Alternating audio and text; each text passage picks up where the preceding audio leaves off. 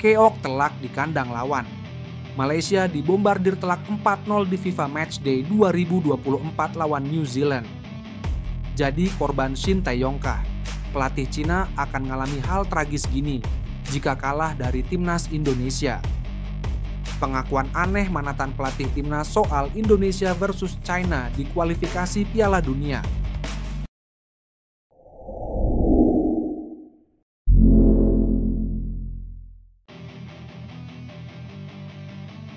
Gak ada yang sadar, Malaysia keoke dan dibuat menangis di FIFA Matchday lawan New Zealand. Selandia Baru menumbangkan timnas Malaysia dengan skor besar pada FIFA Matchday Oktober. Selandia Baru mengalahkan Malaysia di kandang sendiri di North Harbour Stadium, Senin, 14 Oktober 2024. Pertandingan itu berakhir dengan kemenangan Selandia Baru atas Malaysia 4-0. Pelatih Malaysia, Pau Marty, menurunkan 11 pemain terbaiknya. Mereka ialah Arif Aiman Hanapi, Dominic Tan, Endrick, Harith Haikal, Shihan Hazmi, Matthew Davis, Lavir Corbin Ong, Darren Lock, Romael Morales, Noah Line, dan Shemer Kuti Abba. Pau Marty hanya melakukan satu pergantian pemain. Darren Lock digantikan oleh Akyar Rashid pada menit ke-17. Malaysia mampu menahan imbang Selandia Baru pada babak pertama dengan skor 0-0. Akan tetapi pada babak kedua Malaysia kebobolan 4 gol.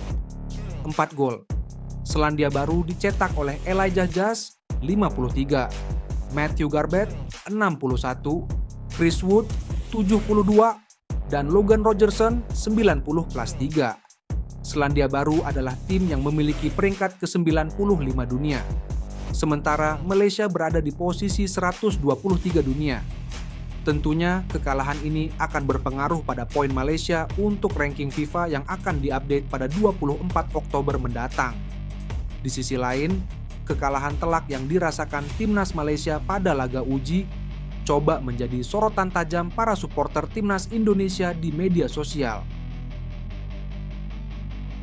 Usai pertandingan, para supporter timnas Indonesia pun tak luput mengomentari rapor buruk Malaysia tersebut. Dilansir dari akun onefootball.my, terlihat sudah banyak komentar dari supporter Indonesia yang rata-rata menyindir kekalahan timnas Malaysia. Timnas Malaysia selalu lawak, ucap Athir Pansyah. Harimaunya jadi kucing, tambah Adnedra. Main bola tapi kok jarang pegang bola WKWK, sindir Atrokok ngutang. Next lawan Timor Leste aja kakak, jangan nyari lawan yang susah, ledek Jack Geraldine. Sementara itu hasil ini membuat timnas Malaysia gagal raih kemenangan sepanjang FIFA Matchday bulan Oktober 2024. Sebagai informasi, Malaysia pada FIFA Matchday bulan ini hanya bisa lakukan satu pertandingan uji coba. Pasalnya, sejumlah negara dikabarkan menolak untuk mengadakan pertandingan uji coba resmi dengan Malaysia.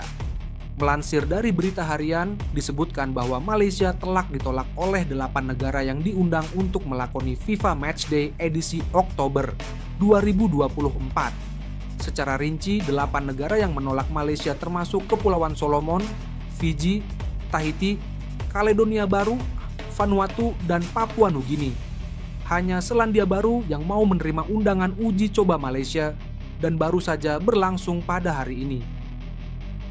Berakhir tragis, pelatih Cina bisa langsung dipecat jika gagal menang lawan timnas Indonesia. Ivankovic sejauh ini sudah bertugas dalam 7 pertandingan bersama tim Dragon. Hasilnya, dia hanya mampu mempersembahkan 1 kemenangan, 2 kekalahan, dan 4 kali kalah. Kondisi ini tentu membuat Federasi Sepak Bola Cina, CFA, harus segera mengambil langkah strategis. Media asal Cina, Sohu, memberikan sorotan khusus pada pertandingan melawan Indonesia kali ini. Bahkan, mereka memberikan judul yang cukup keras bahwa kekalahan melawan skuad Garuda akan membuat posisi pelatih kepala Branko Ivankovic terancam. Tim sepak bola nasional melawan gawang Indonesia harus menang, jika tidak menang Ivan atau akan langsung turun pangkat, tulis Sohu.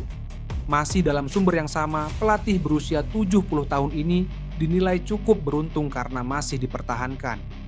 Namun, pertandingan timnas Indonesia bisa jadi laga penentuan untuk nasibnya di kursi kepelatihan Cina. 3 kekalahan di babak putaran ketiga. Kualifikasi Piala Dunia 2026 zona Asia tentu bukan hasil yang baik. Sementara itu, tumbang di depan supporter sendiri akan membuat Cina semakin terpuruk di klasemen. Meskipun tim pelatih Ivan untuk sementara waktu bertahan, tetapi jika tim tidak dapat mencapai hasil yang diinginkan dalam pertandingan kandang melawan Indonesia, yaitu menang, maka ia masih menghadapi krisis pemecatan. Faktanya, Ivan sendiri sangat paham dengan situasi tim dan dirinya sendiri. Lanjutnya, sementara itu tim Cina dalam kondisi yang baik untuk menantang Indonesia. Bahkan, semua pemain dalam kepercayaan diri tinggi untuk mendapatkan hasil maksimal. Dari sisi pemain, mereka hanya memasang target menang dan imbang bukan lagi pilihan saat ini. Salah satu pemain internasional mengatakan, pertandingan berikutnya melawan Indonesia. Kami tidak punya jalan lain selain menang. Sohu menilai bahwa kemenangan atas Indonesia bukan hal yang mudah saat ini. Pasukan Shin Tae-yong dalam 3 pertandingan belum pernah terkalahkan. Selain itu, skuad Garuda mengincar kemenangan perdana di ajang ini setelah harus puas bermain imbang saat melawan Bahrain. Meskipun memiliki keinginan kuat untuk menang, Cina tetap perlu waspada terhadap Indonesia. Saat ini, tim ini memiliki 13 pemain naturalisasi dan sebagian besar pemain ini berasal dari negara-negara Eropa seperti Belanda. Dan beberapa pemain bahkan telah berada di klub Liga Eropa untuk memainkan peran utama. 3 hasil imbang Indonesia secara beruntun di 3 putaran pertama turnamen ini bukan karena faktor keberuntungan semata, tutup media tersebut. Mengejutkan. Mantan pelatih Timnas Indonesia bicara keras gini soal kekuatan Cina jelang lawan Timnas Indonesia di kualifikasi Piala Dunia 2026. Kedua tim bakal bersua di Qingdao Youth Football Stadium, Qingdao, Kamis, 10 Oktober 2024, malam waktu Indonesia Barat. Ex-pelatih Timnas Indonesia, Rahmat Darmawan memiliki penilaian tersendiri soal kekuatan sepak bola Cina. Menurut pelatih yang saat ini jadi Barito Putra tersebut, Cina punya masalah tersendiri dalam pengembangan sepak bolanya. Menurutnya, sepak bola Cina sebenarnya sudah memulai revolusi sepak bola sejak beberapa tahun yang lalu. Perubahan tersebut dimulai dari kompetisi domestik atau Chinese Super League, CSL. Klub peserta CSL banyak merekrut pemain top dunia pada masanya. Selain pemain, Cina juga mendatangkan banyak pelatih top dunia untuk transfer ilmu kepada para pemain lokal. Baca juga, bek Cina puji kekuatan Timnas Indonesia. Disebut hampir setara dengan Jepang dan Australia. Kebijakan tersebut berbuah hasil dengan capaian trofi kompetisi kasta tertinggi Asia atau Liga Champions Asia dalam beberapa edisi. Selain itu, CSL masuk ke jajaran kompetisi terelit di Asia. CSL jadi liga terbaik ke-7 di Asia versi AFC. Cina beda dengan Indonesia, ujar Rahmat Darmawan. Setahu saya mereka sudah memulai dari 5 tahun yang lalu mereformasi sepak bolanya. Dengan memperkuat kompetisi lokalnya dengan mendatangkan banyak pemain bintang dan pelatih dengan kualifikasi sangat baik di negara mereka. Itu bisa dibuktikan dalam event di ajang AFC Champions League. Banyak tim mereka yang masuk 4 besar Asia, lanjutnya. Rahmat Darmawan menilai bahwa revolusi besar Cina masih belum berdampak signifikan di level tim nasional. Timnas Cina masih mengalami stagnansi dalam prestasi. Mereka masih belum bisa lolos ke putaran final Piala Dunia sejak edisi 2002 di Korea Selatan dan Jepang. Pada kualifikasi Piala Dunia 2026, Cina juga belum mampu berbicara banyak. Cina masih harus mengakui keunggulan Arab Saudi, Jepang, dan Australia di 3 laga perdana grup C. Tentu, hal tersebut berbeda dengan Timnas Indonesia yang giat mengembangkan diri. PSSI giat berburu para pemain diaspora untuk bersedia membela Timnas Indonesia. Kebijakan tersebut berhasil mengerek perkembangan Timnas Indonesia saat ini.